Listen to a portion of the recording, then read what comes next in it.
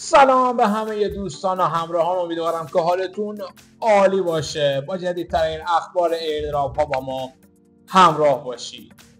خوشحالی بعد از فاجعه همستر، کنفرانس بنیانگذاران بزرگترین ایردراپ ها که میتونه خبر خوبی باشه. جوابهای بنیانگذار بلوم در مورد لیست شدن این ایردراپ و در آخر هم لیست شدن توکن X نزدیکه.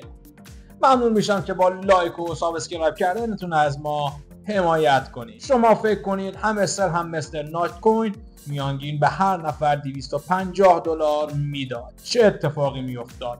همه هجوم میبردن به سمت ایردراپ ها و ایردراپ هایی مثل بلوم از 500 میلیون نفر هم رد میکرد. اون زمان مقدار کمی توکن به هر کس میرسید، ولی با این کار همستر خیلی از افراد از ایردراپ ها خسته شدن و ولشون کردن و شانس رو برای کسایی که تو این ایردراپ ها موندن بیشتر کردن. 22 و 23 اکتبر کنفرانسی به نام بلاکچین لایف در دبی برگزار میشه که بنیانگذاران بزرگترین ایردراپ ها حضور دارن مثل بلوم، نایت کوین و ترون.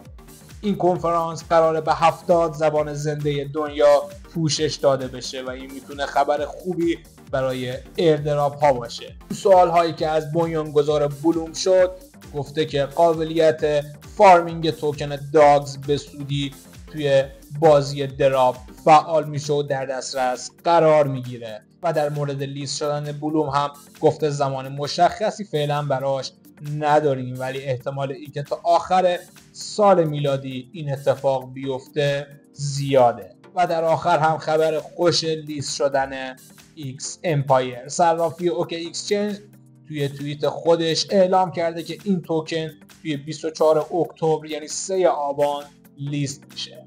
پایان فاز دوم X امپایر 17 اکتبر و تنها زمان کمی برای ارتقاء سطح باقی مونده. اگه هنوز کیف پول خودتون رو وصل نکردین، هرچه زودتر از قسمت ایردراپ این کار رو انجام بدین. یک روز بعد از پایان این فاز یعنی فاز دوم، گزینه برداشت برای تمام اکانت ها در دسترس قرار میگیره. ممنون که تا آخر این ویدیو با من همراه بودین. برای اطلاع از آخرین اخبار ایردراپ ها و لیست شدن اونها ما رو سابسکرایب داشته باشین.